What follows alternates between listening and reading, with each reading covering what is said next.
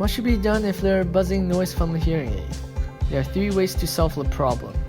First, change your earbud. The problem might be that the size of your earbud does not fit your ear canal well. Second, turn down the volume of your hearing aid. Third, see a hearing aid specialist to clean out their earwax. If none of the above method works, please visit the local hearing center to ask for specialist assistance. The earbud with the wrong size will cause audio feedback.